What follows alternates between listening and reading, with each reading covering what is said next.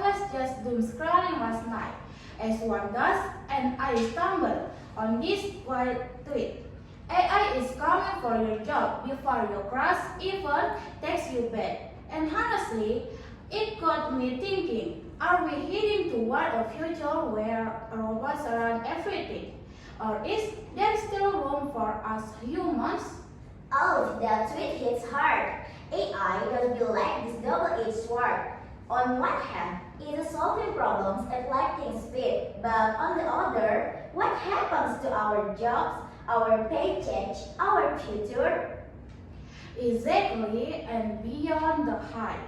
There are real people stressing over rent, bills, and just surviving. Meanwhile, tech giants are like, here's another AI that can write your college essay. Cool, but can it pay my student loans? Big one. So today, we're digging into the messy, real question. Is AI making inequality worse? Who actually owns our data? And is GenZ ready for a job market that's changing faster than TikTok friends? And we have got two amazing ways to break it all down. Wendy, a science education student, was living this AI anxiety. Hi! And Miss Nadia, a lecturer, was seeing education evolving or scramble to keep up. Hello. Get ready for some real talk. Whether your team AI is the future or I just want a stable job, list this episode for you. Let's dive in. Mark my words, AI is far more dangerous than nukes. Rock, paper, scissors, shoot. I won. This is a good beginning of my plan to dominate the human race.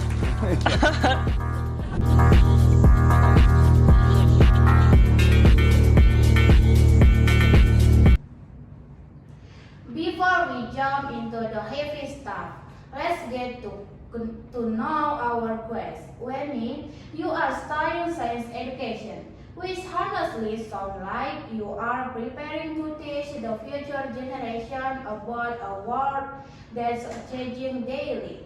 How does it feel to be studying something that might look completely different by the time you graduate? Oh wow, you really went straight for the existential crisis, didn't you? But seriously, it's both exciting and very wide. One day I'm learning traditional teaching methods. The next I'm wondering if my future students will have AI tutors before they even meet me in class. That keeps me on my toes. And Mrs. Nadia, as a lecturer, you are literally watching this transformation happen in real time with your student. What's the vibe in classroom these days? And are students more anxious, more curious, or just completely overwhelmed? Honestly, it's a mixed bag. So I have students who are absolutely fascinated by AI. They're already using it for research projects, you know what I mean. But then I also have students who come to me saying, "Ma'am, will I even have a job when I graduate?" So it is a constant balance between embracing innovation and managing a very real concerns about the future.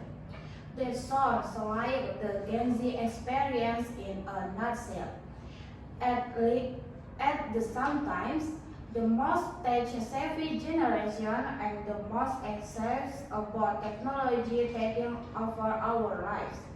Oh, exactly. Like I can troubleshoot my laptop and help my parents with their phones, but I still panic when I see headlines about AI replacing teachers. That's this weird contradiction we're living in. Well, you two are definitely the perfect people to help us navigate these skills. So let's start unpacking this well, shall we? AI is not going to take your jobs. The person who uses AI is going to take your job. Do you guys agree with that? Okay. So use AI as fast as you can so that you could stay gainfully employed. Alright, let's get real about the elephant in the room. AI is often highlighted as the silver bullet for the future, but it also seems to widen the social gap. What's your take on that? You hit the nail on the head. While AI boosts production efficiency, enhances public service, and spark innovation, the benefits aren't distributed evenly. Those with access to AI, both in terms of technology and knowledge, are reaping the rewards, while those left behind are struggling to keep their heads above water. This really deepens the divide between different community groups. And let's not kid ourselves, this isn't a rich versus the poor issue. It's also about who can thrive in this new work environment. Workers in traditional sectors like manufacturing, transportation, and basic service even are particularly at risk of being replaced, while the new jobs that are popping out require high technical skills. So, we're witnessing a significant shift in social and economic structure, aren't we? Exactly. So the long-term effects are very concerning. When a large segment of population loses its competitive edge, we're likely to see social unrest, dissatisfaction with policies, and political polarization. AI isn't a neutral player. It amplifies inequality if it's not regulated fairly. And let's not forget about the urban-rural divide. In bustling cities, digital transformation is rising ahead. But in remote areas, internet access remains a major hurdle. This means AI can further entrench geographical inequality as well. That's a thought-provoking point. And of course, when we talk about AI and data, privacy becomes a hot button issue. But first, let's zoom in on what this inequality looks like right here at home. Perkembangan kecerdasan buatan atau artificial intelligence (AI) di masa kini kian pesat. Sebagai Kini AI media terus terdepan yang dikembangkan selalu dalam mengikuti ilmu perkembangan teknologi pengetahuan terkini dan teknologi termasuk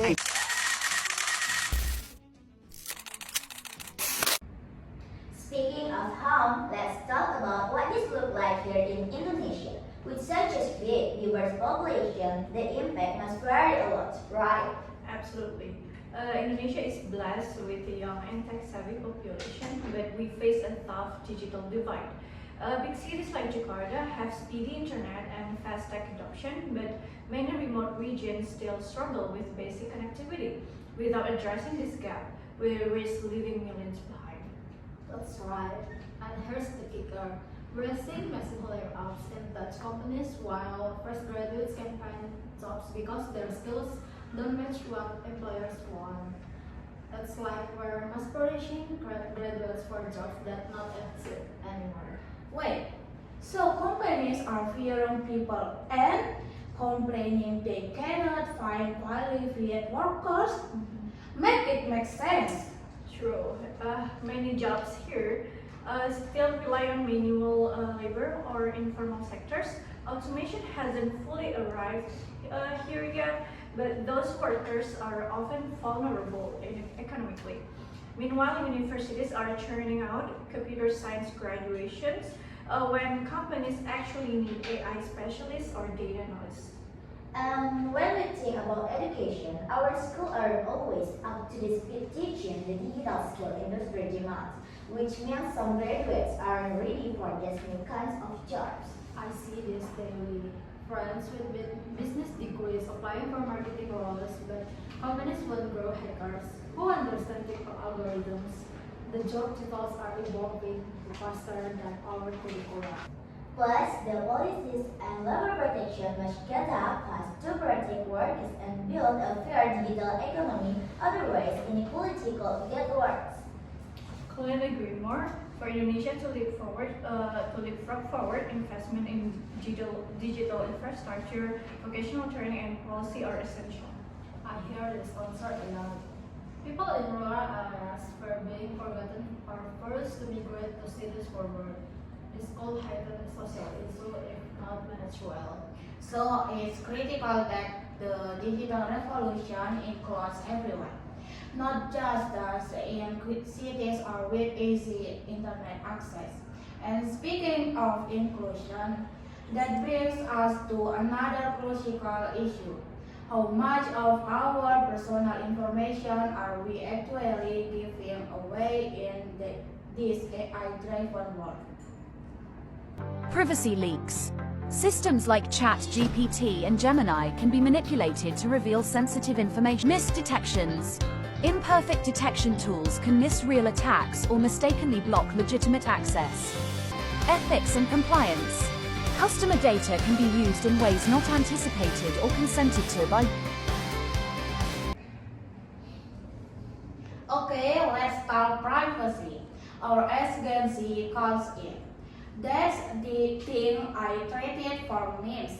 Seriously, folks are out here oversharing with ChatGPT like it's their therapist. Hey AI, my crush left me on read. Analyze my pain. Meanwhile, that data's fueling ads for bring up playlists and ice cream. Don't even get me started. My friends literally go, ChatGPT, so I text my ex, ChatGPT, why do I feel empathy inside? ChatGPT planned my entire life. Like, nasty, that's what actual therapy is for. And then they screenshot the AI response and post it on their IG story like ChatGPT really called me out. Not realizing they just broadcast their deep insecurity to the algorithm god. Yeah, it's a privacy paradox that we scream about Instagram tracking us, then we spill our deepest fears and secrets to an AI chatbot. So, and guess what? The anonymous data, it's building profiles sharper than your Tinder bio. The irony, we are paying for therapy as while asking for free AI to solve our trauma. Big GenZ energy right there. In Indonesia, it's even wilder. Fresh grads must apply for jobs by asking their wall resumes into AI tools. Not realizing some platforms scrape the data. Next thing you know, they're getting scammed calls offering fake jobs that match their skills perfectly. So we're in a loop. Gen Z use AI to fix their resumes. Scammer use AI to target them, and everyone data is just out there. Yeah, exactly. And with Indonesia's lax data laws, it's like leaving your wallet in a public transportation and hoping no one takes it. That's a terrifying but accurate analogy. And this brings us to another challenge. While we are dealing with privacy issue, Gen Z is also trying to figure out how to even get jobs in this rapidly changing market. Gen Z is stuck in the damn it if you do, damn it if you don't do. Degree, overqualified, no degree, underqualified. Meanwhile, AI is like, I will take both your jobs, thanks. The Indonesian job market is wild right now. Some are pivoting hard. I know a lawyer who became a drone technician. Now he does work for reading and mining surveys, but others still sending 100 applications for entry level jobs asking for 5 years experience.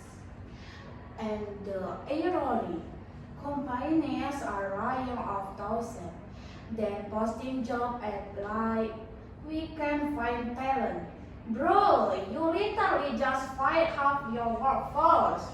Okay, it's demoralizing. We have fresh grads with computer science degrees who can code, but companies want AI prompt engineers or blockchain developers. The skills gaps isn't about ability, it's about timing. And let's be real, Gen Z say until or die mentality isn't just ambition, it's survival when full-time jobs are scarce. You have to sell bracelets on TikTok or freaks on part-time. Right. My friends are freelance graphic designer by day, online tutors by night, and selling homemade cookies on weekends. Not by choice, by necessity. Yeah, see the irony. Tech could bridge these gaps. Online courses, remote internships, but without accessible upskilling and fair wages, We're just creating a generation of burnout gig workers. Plus, Indonesian companies are cutting costs by automating roles that fresh graduates were counting on. So, if the job market is this chaotic, what skills should we actually be focusing on? Like, what should we be learning right now that actually matter into our 3 years? Let's kick off with the hard skills. I see data literacy and analytics as the gold standard now. Data drive decisions everywhere, from marketing to healthcare. If we can understand or interpret data, we'll be left in the dust. Companies want to spot trends and improve efficiency, and data is their compass. Yep, absolutely. But data literacy isn't just number crunching. It's understanding where the data comes from, its quality, and its biases that might creep in. Misreading data could lead to wrong decisions that impact the whole companies or communities. Right on point. I see many focus on coding but ignoring the ethics around data use. We need to think responsibly about the power we hold. Exactly. That's why programming basics count. We don't have to be programmers, but if we understand how software and automation work, we can interact with AI tools thoughtfully instead of fearing them. And plus, cloud computing skills are crucial nowadays with remote work norm. We're often collaborating, I think, over cloud platforms, so knowing how to navigate that space is vital. And with everything online, cybersecurity and technology like blockchain to ensure transparency and trust become key. Digital security isn't just optional anymore, it's mandatory. Absolutely. Blockchain also helps with supply chains and transaction safety. This tool will only grow in importance. Yep, and don't forget project management skills. Today it means working with AI tools, agile methods to quickly adapt. It's more than just calendars and checklists. Speaking of soft skills, adaptability is must. In a world shifting this fast, rigidity leaves you behind. Digital leadership too. Managing remote and multicultural teams requires new communication styles and empathy. Collaboration and empathy cannot be underestimated, especially when remote work can make people feel isolated.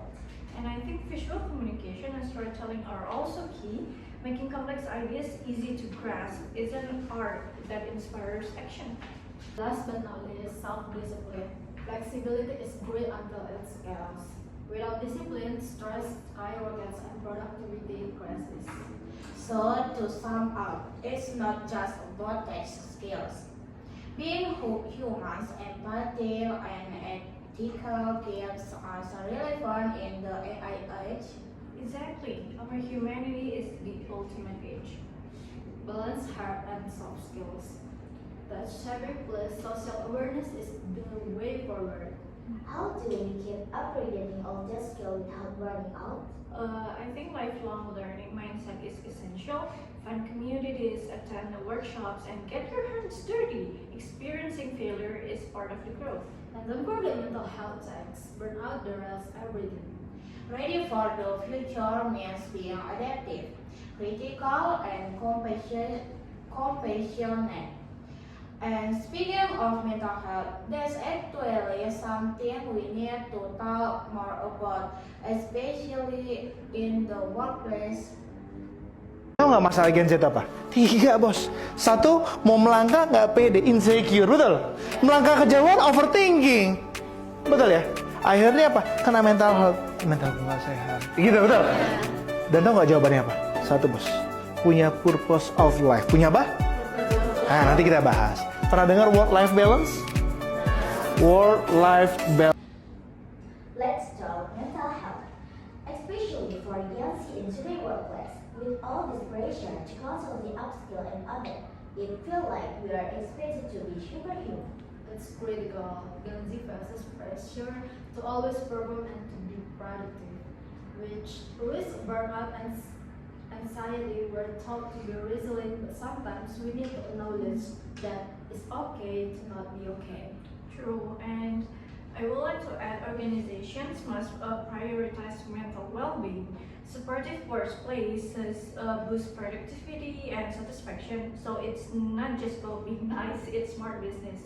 Like they say, you cannot pour from an empty cup. If you don't care for yourself, work and life suffer. Companies offering mental health tips or counseling make a good positive difference. If so, they see employees as human, not just productivity machines. And normalizing mental health talks helps remove stigma and build supportive cultures. When leaders share their struggles, it gives everyone permission to be vulnerable. This has been such an insightful conversation. We've covered so much ground today, and I think it's time to wrap up with some final thoughts. We have covered so much, from how AI will make economy associated to data privacy, GenZ challenge, and the skill needed moving forward. The key lesson, the future is coming, but we can prepare for it. Technology isn't the enemy. How we use it defines our path. We need to be informed digital citizens with a strong moral compass. Touch itself is natural. Humans decide its impact. Yeah, and facing these changes requires teamwork across government, private sector, education, and civil society to create a fair and sustainable future. Thanks to Mrs. Nadia and Wendy for their insight and question today. You have given us so much to think about. And to all our listeners, keep learning, keep asking questions, and stay adaptable. The future belongs to those who prepare for it. See you next